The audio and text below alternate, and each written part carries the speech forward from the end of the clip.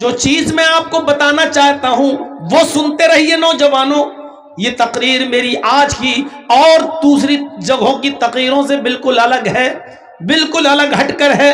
یہ واقعات میں نے آج تک کسی اور تقریر میں اپنی 22 سال کی زندگی میں تقریری دور میں نہیں بتائے. جو آج میں نے آپ کے سامنے یہ رکھا ہے وہ شاہ غسان کا بادشاہ، شاہ غسان جس کا نام جبلہ ابن ایہم ہے. بہت بڑا بادشاہ ہے غسان کا، عیسائی ہے،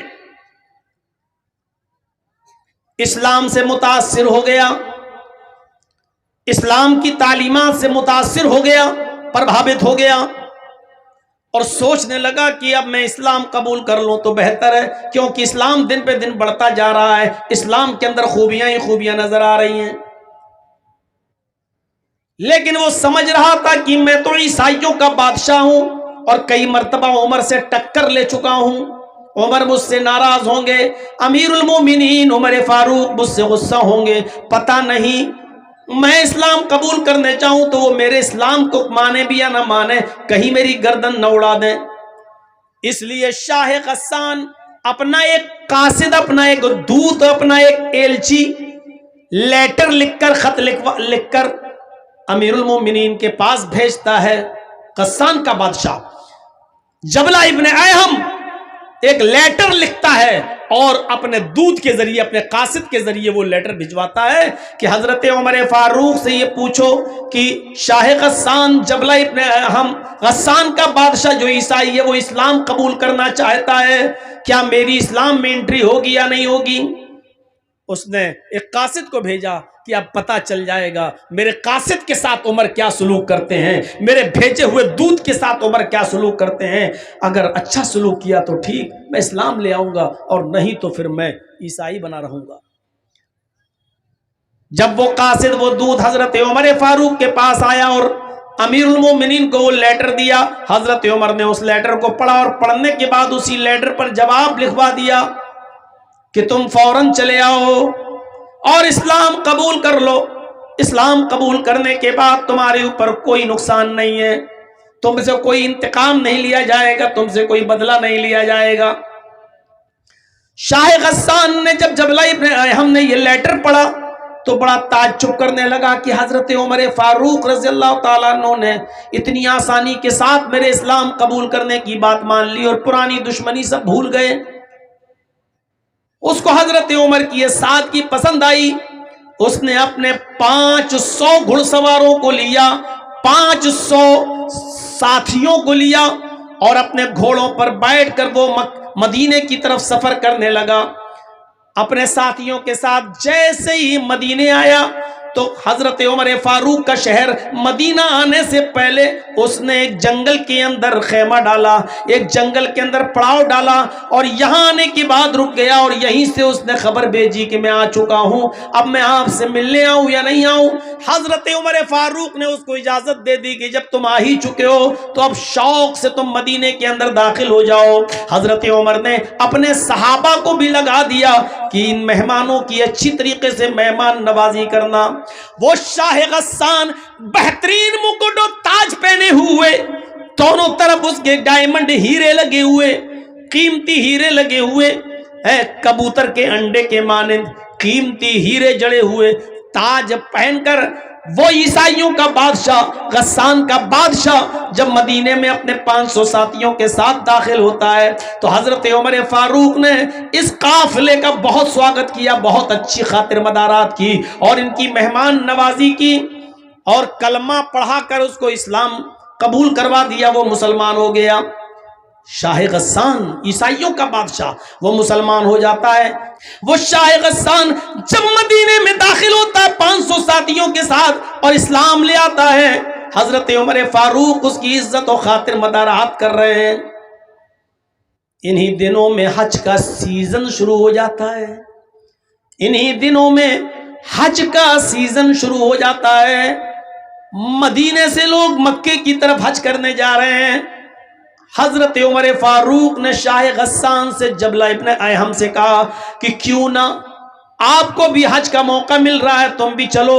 اور تم بھی حج کر لو، ہم لوگ جا رہے ہیں حج کرنے کے لیے۔ آئے غسان کے بادشاہ، تمہیں بھی حج مبارک ہو، اور میں چاہتا ہوں کہ تم بھی میرے ساتھ حج کرنے کے لیے چلو۔ وہ بھی تیار ہو گیا، اور شاہ غسان جب تیار ہوتا ہے حج کرنے کے لیے، روانہ ہوا اپنے ساتھیوں کے ساتھ، اور یہ سب لوگ جب مکے میں پہنچے تو الگ الگ ہو گئے۔ چلو جاؤ، اب طواف کے بعد ملیں گے، عمرے کے بعد ملیں گے، بعد میں ملاقات ہوگی۔ حضرت عمر بھی طواف کرنے لگے، اور خانہ کعبہ پہنچنے کے بعد شاہ غسان بھی طواف کرنے لگا۔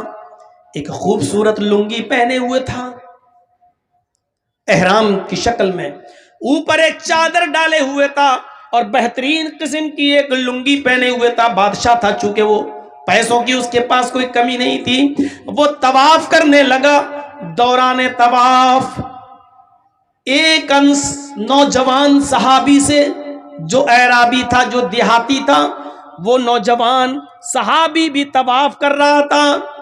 بھیڑ زیادہ ہونے کی وجہ سے اس نوجوان آدمی کا پیر شاہ غسان کی لنگی کے اوپر رکھ گیا۔ ایسے وہ طواف ہو رہا تھا تو ایسے وہ پیر سے لنگی دب گئی، شاہ غسان کی لنگی دب گئی۔ شاہ غسان جب آگے بڑھا تو اس کی لنگی کھل گئی، شاہ غسان کی لنگی کھل گئی۔ چادر اتنی لمبی تھی اوپر والی، جو نیچے تک تھی اس کی شرمگاہ نہیں دکھائی دی، ستر نہیں کھلا، اس کی لنگی کھل گئی۔ اس نے جلدی سے، نوجوان نے، اس مسلمان صحابی نے جلدی سے اس کی لنگی اٹھا کر اس کو دی کہ بھائی غلطی سے، دھوکے سے میرا پیر تمہاری چادر پر، تمہاری لنگی پر رکھ گیا۔ شاہ غسان نے دیکھا ایک غریب آدمی جس کے احرام میں پیوند لگے ہوئے ہیں، جس کے کپڑے میں جوڑ لگے ہوئے ہیں، اس کمینے نے، اس کمبخت نے میری لنگی کو اپنے پیر سے دبا دیا۔ شاہ غسان پیچھے مڑا اور اس نے ایک زوردار تھپڑ اس مسلمان نوجوان کو، اس صحابی کو مار دیا۔ دیکھو اس لڑکے کو روکو تو لال لائٹ مار رہا ہے۔ یہی ماں باپ نے سکھایا ہے۔ اتنے اتنے سے بچے ہیں، ان کو یہ بھی نہیں معلوم لائٹ کہاں ماری جاتی ہے۔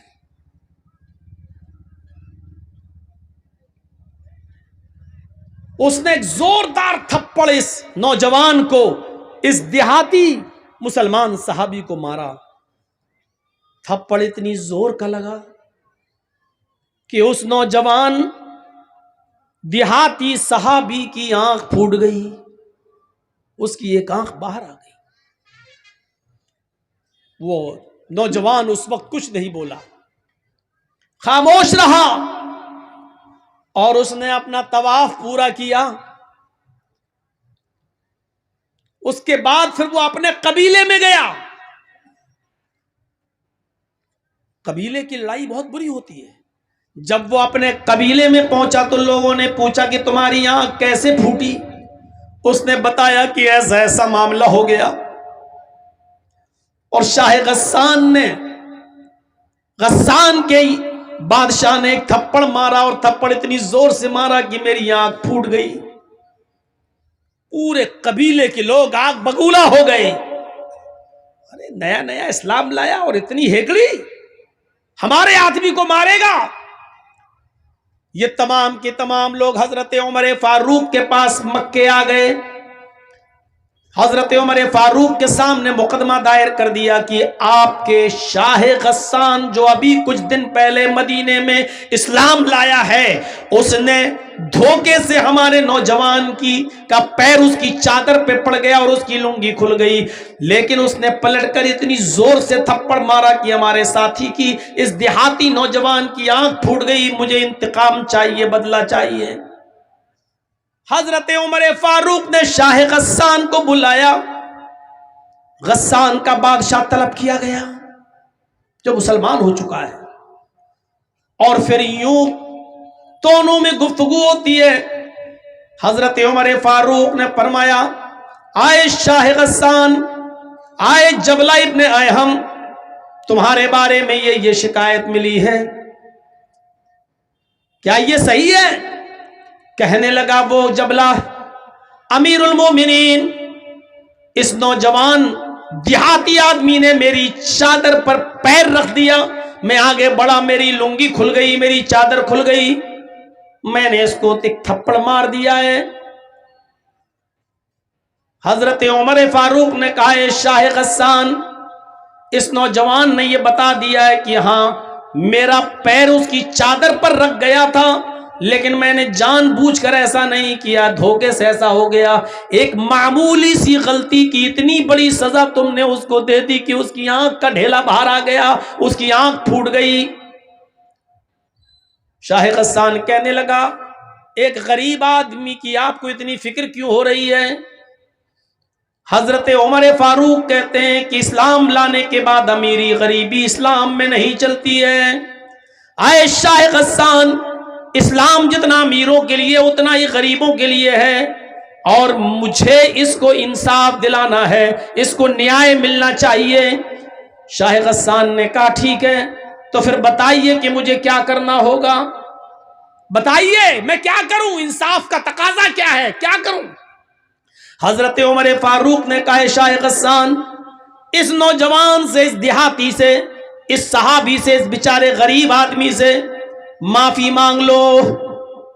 اگر معافی دیتا ہے تو ٹھیک، ورنہ اس کو کچھ لے دے کر اس کو راضی کر لو۔ اگر معاف کرتا ہے تو ٹھیک، اور معاف نہیں کرتا ہے تو اس کو کچھ لے دے کر راضی کرو۔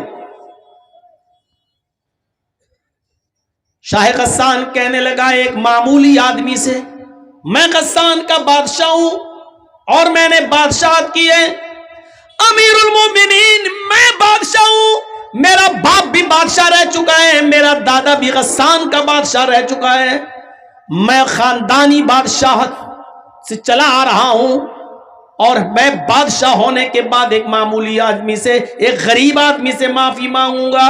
یہ بالکل نہیں ہو سکتا ہے، میں کسی بھی قیمت پر معافی مانگنے کے لیے تیار نہیں ہوں، میں ایک معمولی آدمی سے معافی مانگوں گا۔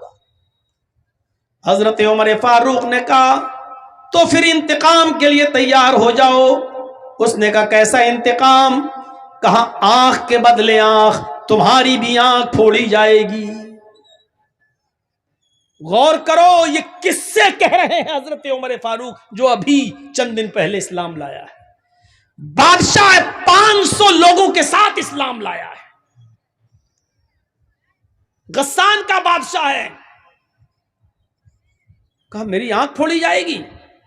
کہا ہاں۔ تو کہنے لگا پھر میں ایسے اسلام کو چھوڑنے کے لیے تیار ہوں۔ آئے امیر المومنین، جس میں امیروں کا خیال نہ رکھا جائے، جس میں بادشاہوں کی بادشاہت کا بھی خیال نہ رکھا جائے، جس میں ان کی عزت و توقیر کا خیال نہ ہو، تو ایسے اسلام کو پھر میں چھوڑ دوں گا۔ حضرت عمر نے کہا یہ تمہاری مرضی۔ اس نے کہا ٹھیک ہے، میں اسلام چھوڑنے کے لیے تیار ہوں، لیکن اس سے معافی نہیں مانگوں گا۔ حضرت عمر فاروق نے کہا اگر اسلام چھوڑتے ہو تو یاد رکھنا مرتد کی جو سزا ہے اسلام میں وہ میں تمہیں دوں گا، اور مرتد کی سزا یہ ہے کہ اسلام جو نہیں لایا وہ تو چین کے ساتھ ہے، وہ تو سکون کے ساتھ ہے، لیکن اسلام لانے کے بعد پھر اسلام کو چھوڑ کر کسی اور مذہب میں کوئی جاتا ہے تو پھر اسلام میں اس کی سزا ہے کہ اس کی گردن اڑائی جائے۔ اگر تم اسلام کو چھوڑنے کا ارادہ بنا رہے ہو تو پھر میں تمہاری گردن اڑانے کے لیے تیار ہوں۔ ابھی تو آنکھ پھڑوا لو، تمہارا معاملہ بن جائے گا، آنکھ کے بدلے آنکھ۔ اور اگر اسلام کو چھوڑنے کی دھمکی دی تو مرتد کی سزا یہ ہے اسلام میں کہ اس کی گردن اڑا دی جائے، میں تمہاری گردن اڑا دوں گا۔ وہ چاروں طرف سے پھنس گیا۔ شاہ غسان معافی مانگ رہا ہے تو چھوٹا ہو رہا ہے، آنکھ پھڑوا نہیں سکتا، مرتد ہو جائے تو قتل۔ اس نے کہا امیر المومنین میں چاروں طرف سے اس وقت پھنسا ہوا ہوں، مجھے ایک دن کی مہلت دیجئے، میں سوچ سمجھ کر بتاتا ہوں، مجھے معافی مانگنا ہے یا آنکھ پھڑوانا ہے یا مجھے اسلام چھوڑنا ہے، مجھے فیصلہ کرنے کے لیے مجھے ایک دن کی مہلت دیجئے، 24 گھنٹے کی مہلت۔ حضرت عمر فاروق نے کہا ٹھیک ہے، میں تمہیں ایک دن کی مہلت دیتا ہوں، سوچ سمجھ کر بتاؤ، معافی مانگ لو گے، وہ اگر معاف کر دے گا تو ٹھیک، اور مجھے امید ہے کہ انشاءاللہ وہ معاف کر دے گا، لیکن یہ اس کا معاملہ ہے، وہ کرے یا نہ کرے۔ لے دے کے معاملہ بنا لو، جتنے میں وہ تیار ہو جائے۔ اس پہ بھی نہیں بنتا ہے تو پھر آنکھ پھڑواؤ، کوئی ایک فیصلہ، جاؤ میں تمہیں 1 دن کی مہلت دیتا ہوں۔ وہ اپنے بستی میں گیا جہاں رکا ہوا تھا 500 آدمیوں کے ساتھ، اور ان لوگوں سے کہتا ہے کہ ایسا ایسا معاملہ ہے، اس اسلام میں ہماری کوئی عزت نہیں ہے، توقیر نہیں ہے، ہم کو غریبوں کے ساتھ لا کے بٹھا دیا گیا اور کہا کہ اس کو بدلہ دو، لہذا رات کی تنہائی ہونے دو، جب ساری دنیا بے ہوشی میں سو رہی ہوگی اس وقت ہم 500 آدمی یہاں سے فرار ہو جائیں گے۔ لہذا جیسی رات کی تاریکی ہوئی، رات کا اندھیرا آیا اور سب لوگ خواب غفلت میں بے ہوش ہو کے جب سونے لگے تو شاہ غسان جبلہ ابن اہم اپنے 500 ساتھیوں کے ساتھ رات کے اندھیرے کا فائدہ اٹھا کر بھاگ گیا، اور وہ غسان پہنچ گیا۔ میرے پیارے ساتھیوں، حضرت عمر فاروق نے اس کی کوئی پرواہ نہیں کی۔ 500 لوگ چلے گئے جائیں، لیکن انصاف کا مرڈر نہیں ہونا چاہیے، عدل باقی رہنا چاہیے۔ اسلام کی تعلیم یہی ہے کہ انصاف قائم رہے، ایک غریب آدمی کو، ایک غریب نوجوان کو بھی انصاف ملنا چاہیے۔ حضرت عمر فاروق نے کہا نوجوان وہ گیا 500 آدمیوں کو بھی لے گیا، کوئی پرواہ نہیں، اللہ کا شکر ہے کہ میں نے عدل کو بچایا، میں نے نیائے کو بچایا، میں نے انصاف کو بچایا۔ میرے بھائیوں، ایسا عدل کرنے والا امیر المومنین حضرت عمر فاروق جیسا شخص قیامت کے دن عرش کے سائے میں ہوگا۔ ایسے ہی لوگوں کے بارے میں اللہ کے نبی نے فرمایا کہ 7 قسم کے لوگ قیامت کے دن اللہ کے عرش کے سائے میں ہوں گے، اس دن اللہ کے عرش کے سائے کے علاوہ کوئی دوسرا سایہ نہیں ہوگا۔ الامام العادل، پہلا شخص عدل و انصاف کرنے والا، حکمراں، حاکم وقت، امیر جو گھر کا بھی ذمہ دار ہو۔ قبیلہ بنو مخزوم کی ایک عورت جس کا نام فاطمہ تھا، چوری میں پکڑی گئی، اللہ کے رسول کے پاس لائی گئی۔ نبی اکرم صلی اللہ علیہ وسلم نے فرمایا اس کی چوری اتنی زیادہ ہے کہ حد کو پہنچ رہی ہے، اس کا ہاتھ کاٹ ڈالو۔ لوگوں نے کہا امیر گھر کی ہے، بڑے اونچے اور عزت دار گھرانے کی عورت ہے، اگر اس کا ہاتھ کٹ گیا تب تو ناک ہی کٹ جائے گی اس خاندان کی، اس قبیلے کی۔ نبی اکرم کے سب سے قریبی اور سب سے چہیتے صحابی حضرت اسامہ کے پاس سفارش کے لیے بھیجا گیا اسامہ کو کہ آپ اللہ کے رسول کے بہت قریبی لوگ ہیں، قریبی ہیں، آپ نبی سے سفارش کیجئے، شاید اللہ کے رسول آپ کی بات مان جائیں اور اس عورت کا ہاتھ نہ کٹوائیں۔ اللہ کے رسول نے اسامہ سے کہا آئے اسامہ، اتشفع فی حد من حدود اللہ، فی حدود اللہ، کیا تم اللہ کی حدوں میں سے ایک حد کے لیے سفارش کرنے آئے ہو؟ یہ اللہ کی قائم کردہ حدیں ہیں اور تم کہتے ہو کہ میں اس عورت کو چھوڑ دوں؟ یہ سزا محمد نے نہیں، محمد کے رب نے نافذ کی ہے۔ پہلے زمانے کے لوگ اسی لیے برباد ہوئے کیونکہ ان کے امیر جب کوئی غلط کام کرتے تھے تو ان کو چھوڑ دیا جاتا تھا، اور ان کے ضعیف و کمزور لوگ جب کوئی غلط کام کرتے تھے تو ان کو سزا دی جاتی تھی۔ نہیں، اس عورت کا بھی ہاتھ کاٹا جائے گا، تمہاری بھی سفارش نہیں مانی جائے گی۔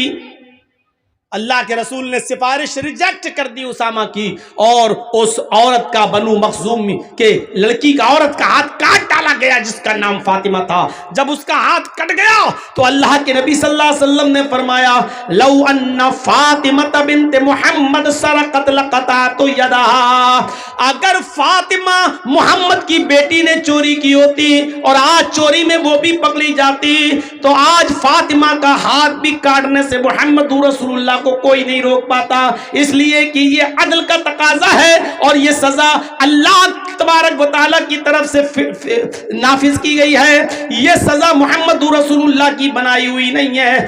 اگر آج اس عورت کی جگہ پر محمد کی اپنی بیٹی بھی چوری میں پکڑی جاتی تو زمانہ دیکھتا، دنیا دیکھتی کہ محمد اپنی بیٹی فاطمہ کا بھی ہاتھ کٹوا دیتا۔ یہ ہے عدل و انصاف، اور جس قوم میں عدل و انصاف نہیں ہے سمجھ لو عرش کے سائے میں ان کو جگہ نہیں ملے گی۔ چلیے اب تھوڑا سا اور آگے بڑھیں۔ پہلی چیز ہو گئی ہے عدل و انصاف کرنے والے لوگ۔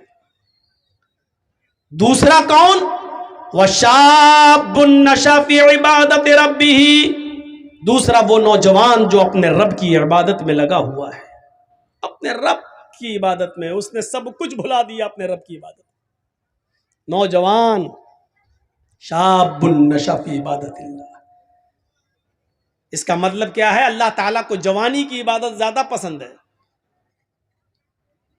بڑھاپے میں تو سبھی عبادت کرنے لگتے ہیں، بچوں کی شادی ہو گئی، اب سب ہو گیا، اب جا رہے ہیں حج کرنا ہے، سب سے نبٹ گئے، اب چلو حج کرے آئے، اب حج کر کے آئے تو اب اللہ اللہ کرنے پہنچ گئے مسجد میں۔ پوری جوانی تو خرافاتوں میں گزار دی، اب جب 2-3 سال کے مہمان رہ گئے، کھوسٹ بڈھے ہو گئے، صحیح سے زبان چلتی نہیں ہے، ہاتھ پیر اٹھ نہیں رہے، اب جا رہے ہیں اللہ تعالیٰ کی عبادت کرنے۔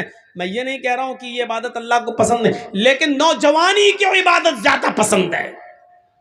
غور کرو، وہ حضرت حنظلہ رضی اللہ تعالیٰ عنہ جن کی شادی ہوئی ہے اور آج پہلی رات ہے، رخصت ہو کر بیوی گھر پہ آئی ہے، آج شادی ہوئی، آج پہلی رات ہے، شوہر اپنی بیوی کے ساتھ، حنظلہ اپنی بیوی کے ساتھ سو رہے ہیں۔ میاں بیوی کے درمیان جو تعلق ہوتا ہے وہ بھی قائم ہو چکا ہے، اتنے میں جنگ کا اعلان ہو جاتا ہے، جہاد کے لیے نکلنے کا اعلان ہو جاتا ہے۔ حضرت حنظلہ اسی کنڈیشن میں کہ اپنی بیوی سے ملے ہیں، ابھی غسل نہیں کیے، اعلان جہاد سنتے ہیں، اپنا گھوڑا کھولتے ہیں اور جہاد کے لیے نکل جاتے ہیں۔ بیوی کہتی ہے، اے میرے پیارے شوہر، میں تمہیں روک تو نہیں رہی ہوں، جہاد فرض ہے، تمہیں جانا بھی چاہیے، لیکن کم سے کم غسل تو کر لو، نہا تو لو، ابھی آپ نے میرے ساتھ صحبت کی ہے، میرے ساتھ ہم بستر ہوئے ہیں اور فوراً میدان جہاد میں جانے لگے ہیں، کم سے کم آپ غسل تو کر لو۔ فرمایا، اے میری بیوی، اعلان نہیں سنا ہے، یہ ندائی، یہ آخری آواز ہے، اس آواز کو سننے کے بعد کوئی شخص بھی اب تھوڑی دیر بھی اپنے گھر میں نہیں رک سکتا ہے۔ میری بیوی، میں غسل کے لیے کیسے رک جاؤں کہ یہ آخری ندا آ چکی ہے کہ اب کوئی بھی اپنے گھر میں نہ رکے، میں فوراً نکل رہا ہوں، اللہ میرے دل کے حال کو جانتا ہے، اللہ میرے دل کی نیت کو جانتا ہے۔ اٹھے، گھوڑا کھولا اور دوڑے اور چلے گئے میدان جنگ میں، لڑے، کئی کافروں کو قتل بھی کیا، لیکن اس جنگ کے اندر خود بھی شہید ہو گئے، شہید ہو گئے۔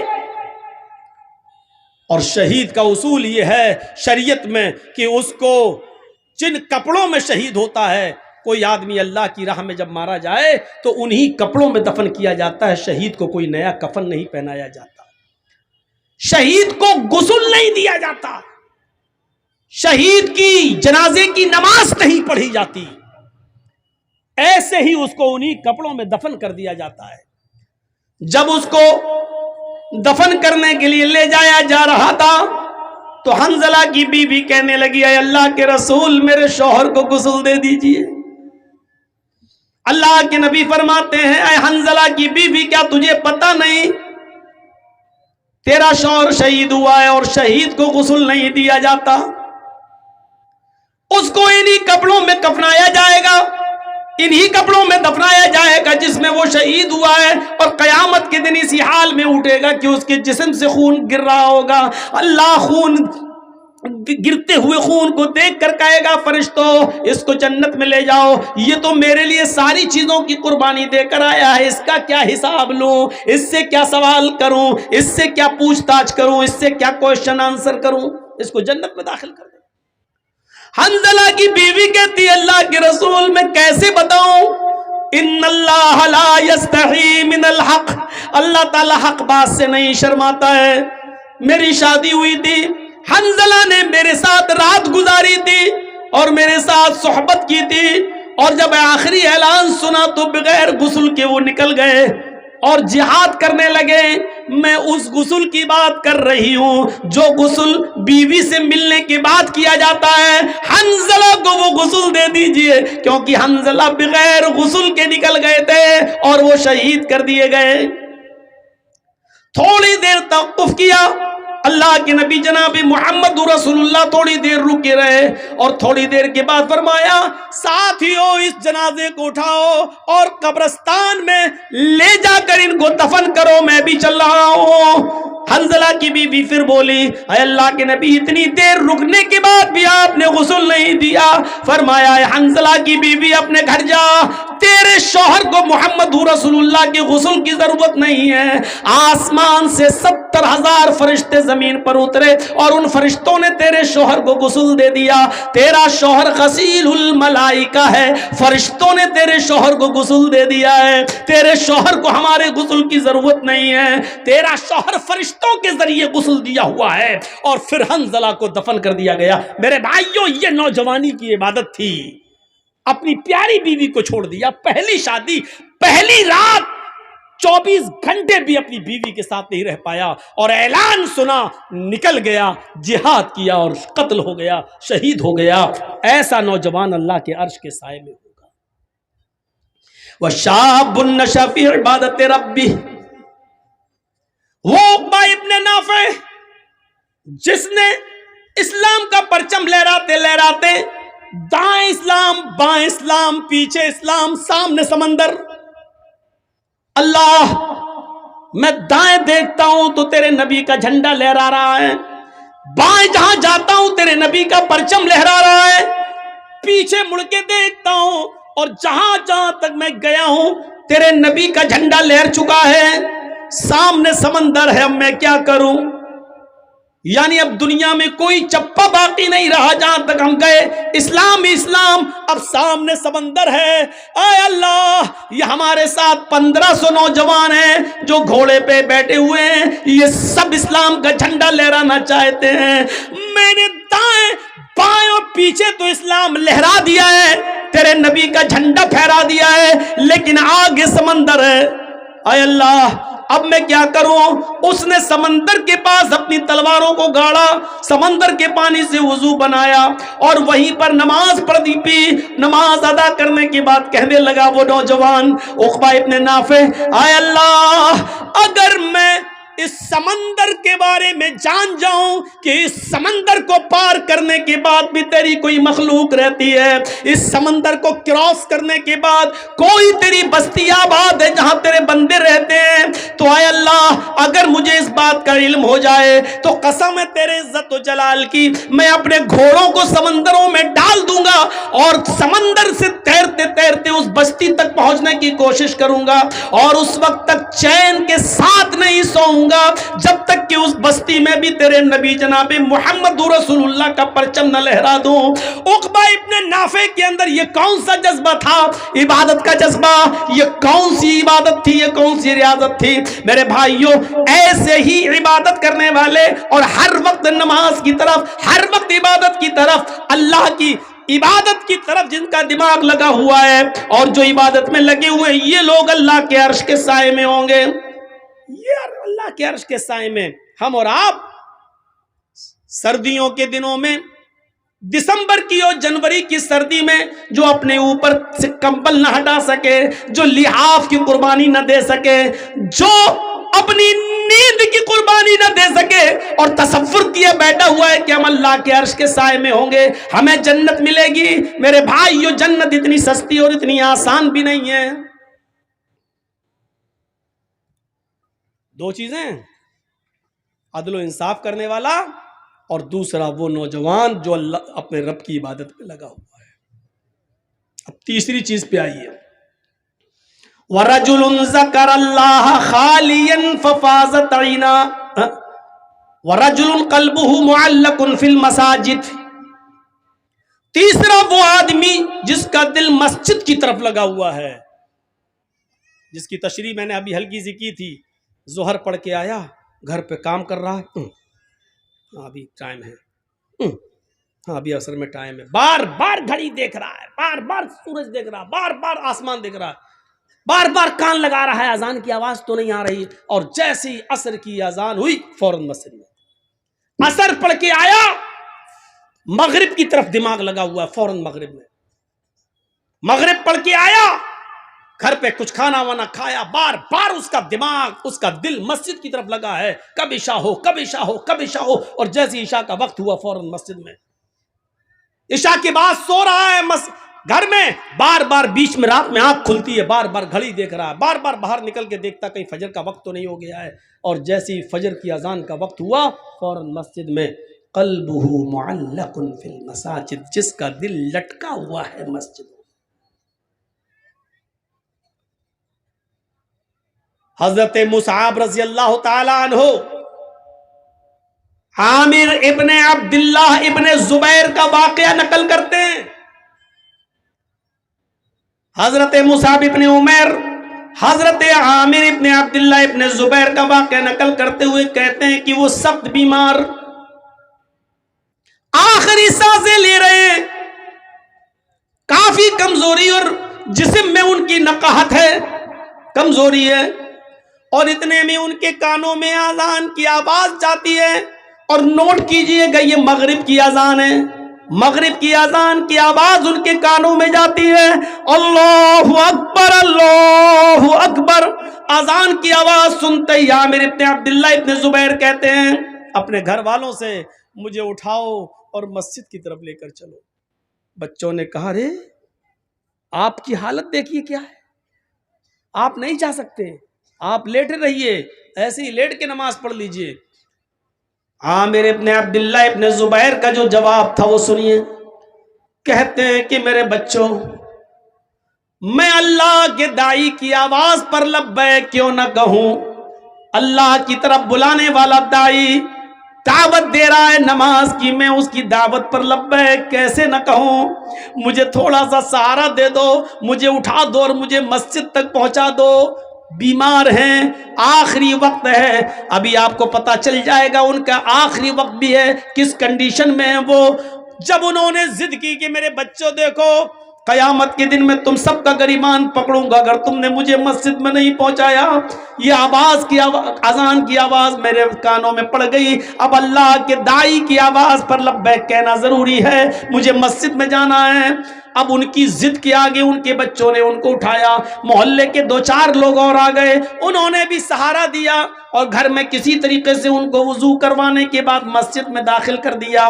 وہ مسجد میں داخل ہو جاتے ہیں اور جماعت کے ساتھ مغرب کی نماز پڑھنے لگتے ہیں. اور جب نماز پڑھتے ہیں تو آپ اندازہ لگا سکتے ہیں کہ مغرب کی 3 رکعتیں ہوتی ہیں, وہ بیٹھ کر نماز ادا کر رہے ہیں. ابھی 1 رکعت ہی وہ نماز ادا کر سکے کہ 1 رکعت نماز پڑھنے کے بعد ان کا انتقال ہو جاتا ہے. وہ اسی مسجد کے اندر 1 رکعت نماز پڑھنے کے بعد انتقال کر جاتے ہیں. اب آپ اندازہ لگا سکتے ہیں کہ وہ کتنے بیمار رہے ہوں گے. اتنی بڑی بیماری کے باوجود وہ یہ کہہ رہے ہیں کہ اذان کی آواز جب میرے کانوں میں پہنچ گئی ہے تو پھر میں اللہ کے داعی اور اللہ کی طرف بلانے والے آدمی کی دعوت پر میں لبیک کیسے نہ کہوں, اس کی آواز پر میں لبیک کیوں نہ کہوں. لہذا مجھے وہاں تک پہنچاؤ. اور پہنچایا گیا اور 1 رکعت پڑھی اور انتقال کر گئے. ان کا دل مسجد کی طرف لگا ہوا تھا. رجل قلبہ معلق فی المساجد, یہ ہے اذان ہو رہی ہے لیکن مجھے مسجد میں پہنچاؤ, اذان ہو رہی ہے مسجد میں پہنچاؤ. یہاں اذان ہوتی ہے, ہم لوگ چائے پیتے ہیں. یہاں اذان ہو رہی ہے, ہم لوگ بازاروں میں سبزیاں خرید رہے ہیں. یہاں اذان ہو رہی ہے, ہم لوگ اپنے کاروبار میں لگے ہوئے ہیں. یہاں اذان ہو رہی ہے, ہم اپنے بینک میں نوکری کر رہے ہیں. یہاں اذان ہو رہی ہے, ہم اپنے بزنس میں لگے ہوئے ہیں. یہاں اذان ہو رہی ہے, ہم اپنے کھیتوں میں لگے ہوئے ہیں, اپنے کاروبار میں لگے ہوئے ہیں. اور تصور ہے کہ ہم جنت میں جائیں. ارے اللہ کے عرش کا سایہ نہیں ملے گا, جنت تو بہت دور کی بات. اللہ کے عرش کا سایہ بھی نہیں ملے گا. امام بغوی نے اپنی مشہور و مایہ ناز کتاب السیر کے اندر عبید اللہ القواریری کا ایک واقعہ نقل کیا ہے. کہ وہ شام بصرہ کے رہنے والے تھے، بصرہ کے، ان کے گھر کوئی مہمان آ گئے۔ ویسے تو وہ پانچوں وقت کی نماز میں پہلی تکبیر میں مسجد میں رہتے تھے، لیکن آج ان کے گھر میں کوئی مہمان آ گیا۔ مہمان کی دیکھ ریکھ خاطر مدارات کی وجہ سے اس کو کھانا وانا کھلانے میں تھوڑی سی دیر ہو گئی، اتنی سی دیر ہو گئی کہ عشاء کی اذان کے بعد جماعت مسجد میں ہو گئی۔ وہ اپنے مہمان کو کھانا کھلانے کے بعد مسجد کی طرف گئے تو کیا دیکھتے ہیں کہ مسجد سے لوگ نماز پڑھ کے واپس آ رہے ہیں۔ پوچھا کہ کیا ہوا؟ کہ جماعت ہو گئی۔ وہ دوسرے محلے میں گئے کہ وہاں جا کر شاید نماز مل جائے، جماعت مل جائے، لیکن دوسرے محلے میں جاتے تو کیا دیکھتے ہیں کہ ادھر بھی جماعت ہو چکی ہے۔ انہوں نے بصرہ کی آس پاس کی جتنی مسجدیں تھی کوشش کر کے دیکھ لیا کہ کہیں جماعت مل جائے، کیونکہ جماعت کا ثواب اکیلے نماز پڑھنے سے 27 گنا زیادہ درجہ رکھتا ہے۔ اس ثواب کی امید میں وہ جاتے ہیں کہ نماز ادا کر لوں، جماعت مل جائے، لیکن ان کو بصرہ کی کسی مسجد میں عشاء کی جماعت نہیں ملی۔ تو پھر وہ اپنے گھر آ گئے اور اپنے گھر پر انہوں نے جائے نماز بچھائی، مصلی بچھایا اور عشاء کی نماز وہ پڑھنے لگے۔ جب وہ ایک مرتبہ 4 رکعت عشاء کی پڑھ چکے تو کہنے لگے کہ عشاء کی نماز جماعت کے ساتھ اگر میں پڑھتا تو 27 گنا درجہ ملتا، 27 گنا ثواب ملتا، تو کیوں نہیں میں جماعت کے ثواب کو پہنچنے کے لیے عشاء کی نماز کو 27 بار پڑھ لوں۔ اگر میں 4 رکعت کر کے 27 مرتبہ اگر میں نماز پڑھوں گا تو ہمیں جماعت کا ثواب مل جائے گا۔ تو انہوں نے اپنے گھر میں عشاء کی نماز کو 27 مرتبہ پڑھا، 27 بار، 4 رکعت پھر ہو گئی، چلو اب دوبارہ کھڑے ہو گئے، پھر 4 رکعت، پھر تیسری بار کھڑے ہو گئے۔ انہوں نے عشاء کی نماز کو کتنی بار پڑھا؟ 27 بار۔ اس کے بعد مطمئن ہو گئے کہ اب مجھے جماعت کا ثواب مل گیا، یعنی انشاءاللہ جو جماعت مجھ سے چھوٹی ہے اس کے برابر ثواب مل جائے گا۔ اس کے بعد جب بستر پہ سونے گئے، علامہ بغوی، امام بغوی سیر میں نقل کرتے ہیں، جب وہ بستر پر لیٹتے ہیں تو خواب میں دیکھتے ہیں کہ وہ گھڑ سواروں کے ساتھ دوڑ رہے ہیں۔ ایک قوم ہے، ایک کچھ لوگ جو اپنے اپنے گھوڑوں کو دوڑا رہے ہیں، مقابلہ کر رہے ہیں۔ عبید اللہ القواریری بھی اس قوم کے ساتھ اپنے گھوڑے کو دوڑا رہے ہیں، اور کیا دیکھتے ہیں کہ سارے لوگ آگے آگے جا رہے ہیں، سب کے گھوڑے مجھ سے آگے دوڑ رہے ہیں، میرا گھوڑا سب سے پیچھے کی طرف ہے۔ میرے گھوڑے سے آگے ایک اور آدمی ہے، وہ بھی اپنا گھوڑا دوڑا رہا ہے۔ میں اس سے بھی آگے نکلنا چاہتا تھا کہ میں نے اپنے گھوڑے کو ایڑ لگائی، میں نے اپنے گھوڑے کو ٹھوکر ماری، میں نے اپنے گھوڑے کو کوڑا مارا کہ آگے نکلے۔ تو مجھ سے آگے جو سواری تھا، مجھ سے آگے جو گھڑ سوار تھا، وہ کہنے لگا، اے عبید اللہ، اپنے گھوڑے کو ایڑ مت لگاؤ، اپنے گھوڑے کو کوڑا مت مارو، مجھ سے آگے نکلنے کی کوشش نہ کرو۔ اے عبید اللہ، تم ہمارے برابر نہیں آ سکتے ہو، ہم سے آگے نکلنا تو بہت دور کی بات، تم کتنا بھی نیا گھوڑا لے لو، اچھے سے اچھا گھوڑے پہ بیٹھ جاؤ، لیکن تم ہمارے گھوڑے سے آگے نہیں نکل سکتے۔ عبید اللہ القواریری کہتے ہیں کہ آخر تم یہ بات کیسے کہہ رہے ہو؟ میرا گھوڑا تمہارے گھوڑے سے اچھا ہے، اور پھر بھی ہم تمہارے گھوڑے سے آگے نہیں نکل پائیں گے، آخر وجہ کیا ہے؟ تو وہ شخص کہنے لگا جو مجھ سے آگے تھا، اے عبید اللہ، تم ہم سے اس لیے آگے نہیں نکل سکتے کیونکہ عشاء کی نماز ہم نے جماعت کے ساتھ پڑھی ہے، اور تم نے عشاء کی نماز جماعت کے ساتھ نہیں پڑھی۔ 27 مرتبہ نماز پڑھنے کے بعد بھی وہ درجہ نہیں ملا جو جماعت کے ساتھ نماز پڑھنے کا ملتا ہے۔ وَرَجُلٌ قَلْبُهُ مُعَلَّقٌ فِي الْمَسَاجِدِ، تیسرا وہ آدمی مسجد جس کا دل مسجد کی طرف لٹکا ہوا ہے، وہ آدمی اللہ کے عرش کے سائے میں ہوگا۔ نماز کی طرف ایسا دل ہونا چاہیے۔ اب چوتھا آدمی کی طرف آئیے، چوتھے شخص کی طرف آئیے۔ 3 ہو گئے نا، بار بار گنا رہا ہوں تاکہ یاد ہو جائے۔ عدل و انصاف کرنے والا امیر، دوسرا وہ نوجوان جو اللہ کی عبادت میں لگا ہوا ہے، اور تیسرا وہ آدمی جس کا دل مسجد کی طرف لگا ہوا ہے، جو بار بار نماز پڑھ کے آتا ہو، دوسری نماز کے لیے سوچتا ہے۔ 3 آدمی ہو گئے۔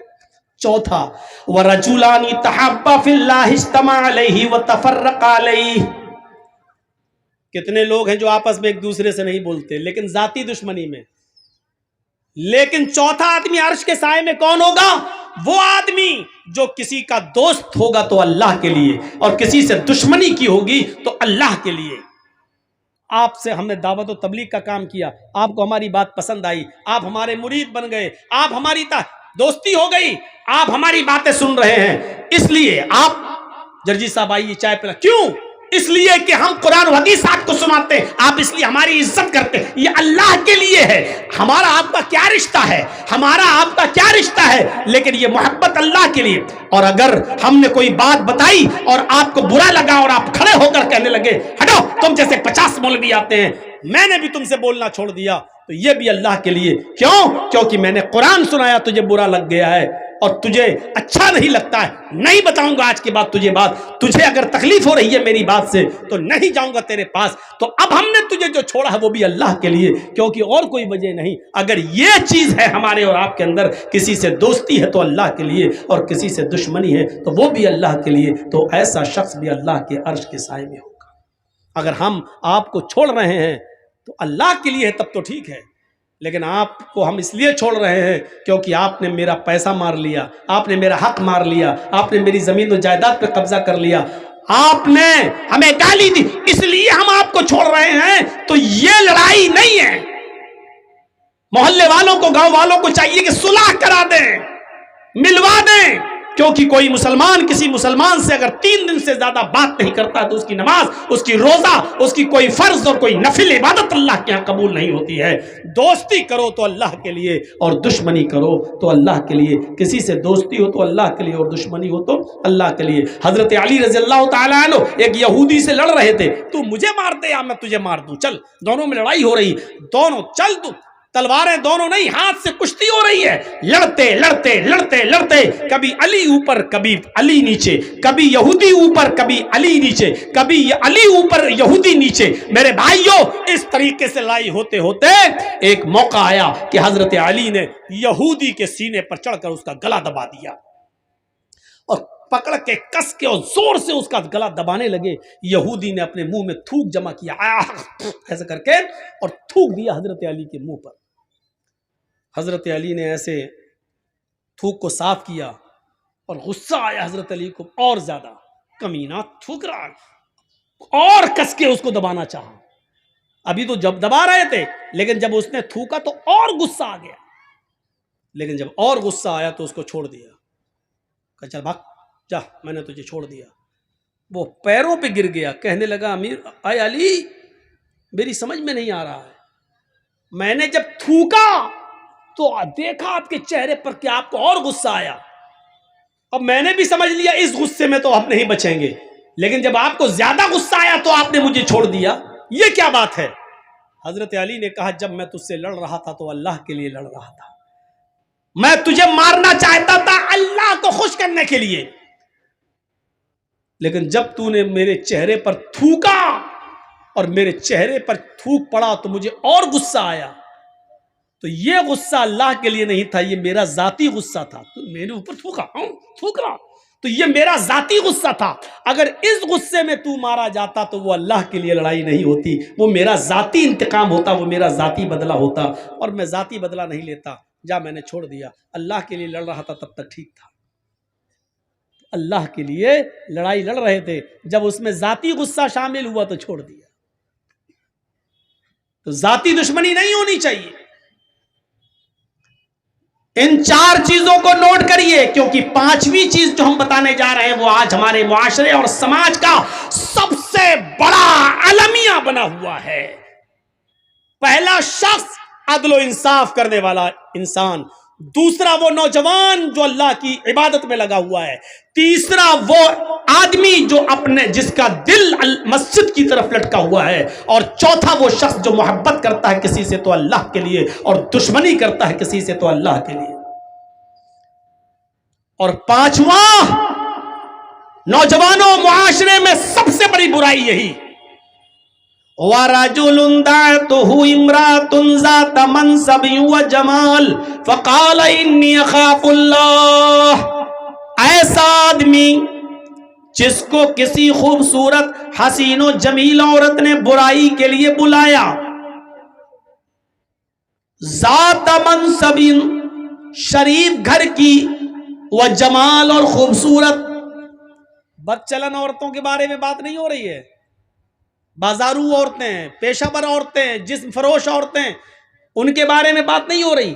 आपके इलाके की, आपके गांव की कोई शरीफ घर की औरत, ज़ात मनसबिन, हस्बो नसब वाली बेहतरीन शरीफ घराने की लड़की, व जमाल, और खूबसूरत औरत, अगर वो आपको बुलाती है कि आओ चलो हमारे साथ ये काम कर लो, ज़ात मनसब, पैसे वाली, दौलत वाली, यानी वो आपको पैसा भी दे रही है, वो आपको मौका भी दे रही है, वो आपको तन्हाई में भी ले जा रही है, उसके पास सारे इंतजाम है, वो कह रही है कि मेरा रूम अलग है, मैं पैसा भी दूंगी, मेरे साथ रहो, मेरे साथ खाओ, मैं खाना भी दूंगी, और मेरे साथ तुम गलत काम करोगे मैं तुम्हें इसकी उजरत भी दूंगी, और खूबसूरत भी है। ज़ात मनसबिन, यानी ऐसी औरत ने आपको बुलाया जो खुद अमीर है, जो खुद शरीफ है, जो खुद पैसे वाली है, और जो खुद बहुत ऊंचे घराने की है, और खूबसूरत और हसीन और जमील है। आपके पास कुछ नहीं लेकिन वो आपको दावत दे रही है,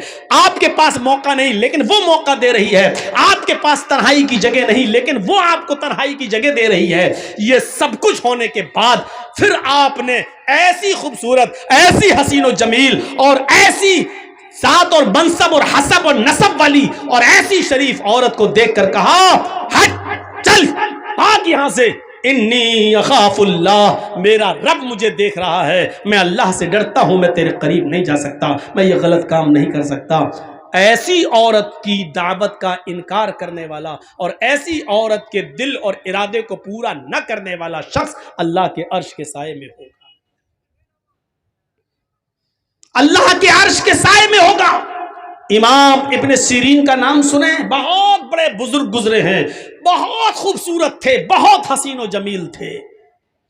ये जिस बस्ती में रहते थे बज़ाज़ी का काम करते थे, कपड़े की गठरी को सर पे लाद कर गली गली, मोहल्ले मोहल्ले में जाकर बेचा करते थे, और किसी मस्जिद के इमाम भी थे, लेकर गली गली बेचा करते थे। उस इलाके में एक अमीर ज़ादी बेवा औरत रहती थी, उसका शौहर मर चुका था, उसकी काफी लौंडियां थी, बांदियां थी, खादिमा थी, यानी बहुत पैसे वाली थी, बहुत अमीर थी, अमीर ज़ादी, अमीर की बेटी थी वो, लेकिन उसका शौहर मर गया था, और वो अपनी बांदियों, अपनी नौकरानियों के जरिए गांव में, मोहल्ले में और आसपास के इलाके में ऐसे नौजवानों को तलाश करवाती थी अपनी नौकरानियों से कि कोई खूबसूरत नौजवान मिले तो उसको हमारे पास लेकर आओ, और वो उनके साथ गलत काम करती थी। एक बांदी ने, उसकी एक नौकरानी ने अपनी मालिका से कहा इस बेवा औरत से कि एक इमाम है, बहुत खूबसूरत हैं, हसीन और जमील हैं, नौजवान हैं, कहो तो मैं उनको तुम्हारे पास लेकर आऊं, कपड़ा बेचते हैं। तो कहा ठीक है, उसको लेकर आओ। इमाम इब्ने सीरीन के पास ये बांदी गई, वो कपड़ा लादे हुए थे, उनसे कहने लगी कि मेरी मालिकन हैं, वो आपसे कपड़ा खरीदना चाहती हैं, लेकिन वो बहुत पर्दे वाली हैं, बाहर नहीं निकलती हैं, वो अपने घर पे तुम्हें बुला रही हैं और आपसे वहाँ कपड़ा खरीदना चाहती हैं। इमाम इब्ने सीरीन रहमतुल्लाह अलैह उस औरत के पास जाते हैं, बांदी बाहर रह जाती है, और उस बेवा औरत ने उनको अपने घर के अंदर बुला लिया। ये कपड़ा दिखाने लगे, देखो बहन, देखो देखो, कपड़ा खोल खोल के उनको दिखाने लगे, और उसको तो कपड़ा लेना ही नहीं था। जब उसको कपड़ा लेना नहीं था तो वो दिल लगी की बातें करने लगी, बहलाने फुसलाने की बातें करने लगी, उनको अपनी तरफ माइल करने लगी और कहने लगी मुझे कपड़ा खरीदना ही कब है, आइए मेरे करीब होइए और मेरे साथ जिमा कीजिए, मेरे साथ हम बिस्तरी कीजिए। امام ابن سیرین نے سارے کپڑے کی گٹھری باندھی اور اس کو پیک کر کے رکھا اور پھر ان کو واعظ کرنے لگے، نصیحت کرنے لگے، ان الحمد للہ نحمدہ ونستعینہ ونستغفر، پورا خطبہ دے ڈالا اور زنا کی مذمت پر قرآن کی آیتیں پڑھ پڑھ کے اس کو بتائیں، اور بہت سی باتیں بتانے کے بعد جہنم کا عذاب، قبر کے عذاب کے بارے میں بتایا، سب کچھ سنایا، لیکن اس بیوہ عورت پر کوئی فرق نہیں پڑا، اس نے کچھ نہیں دیکھا، وہ بار بار کہتی رہی ٹھیک ہے اللہ غفور رحیم ہے، معاف کرنے والا ہے، تم آؤ پہلے میرے پاس، تم آؤ پہلے میرے قریب۔ جب دیکھا کہ وعظ و نصیحت کا کوئی فرق نہیں پڑا اور یہ عورت مائل ہے، یہ زنا پر آمادہ ہے، تو کہنے لگے کہ اب بچنے کا کوئی راستہ بھی نہیں ہے۔ تو ان کے دماغ میں خیال آیا، آئے نوجوانوں، اللہ والے کیسا کیسا کام کر گئے زنا سے بچنے کے لیے، اور ہم تو یہ تصور بھی نہیں کر سکتے۔ امام ابن سیرین کہتے ہیں اچھا یہ بتاؤ کہ تمہارا باتھ روم کہاں ہے؟ مجھے بہت سخت لیٹرین لگی ہوئی ہے، مجھے قضاء حاجت کے لیے جانا ہے، میں لیٹرین سے فارغ ہونے کے بعد آتا ہوں، تمہارے پاس بیٹھتا ہوں۔ اچھا ٹھیک ہے، یہ ہے، اس نے بتا دیا۔ جب لیٹرین سے نکلے تو کچن میں گھس گئے۔ کچن میں جو نالی تھی جس میں بہت زیادہ کچڑا اشڑا جمع ہو جایا کرتا تھا، اس میں کالے رنگ کی سیاہ کیچڑ جمی ہوئی تھی نالی میں۔ امام ابن سیرین اسی کچن کی نالی کے پاس بیٹھ گئے اور اس نالی سے سیاہ رنگ کی کالی کیچڑ نکال کر انہوں نے اپنے چہرے پہ مل لی، اپنے کپڑوں پہ ملا، اپنی داڑھی آڑی پہ ملا، اور پوری طریقے سے اپنے آپ کو لت پت کر لیا کیچڑ سے، اور اسی گندگی کی حالت میں اس عورت کے پاس آئے، چلو آؤ ملتے ہیں، کہاں ملیں؟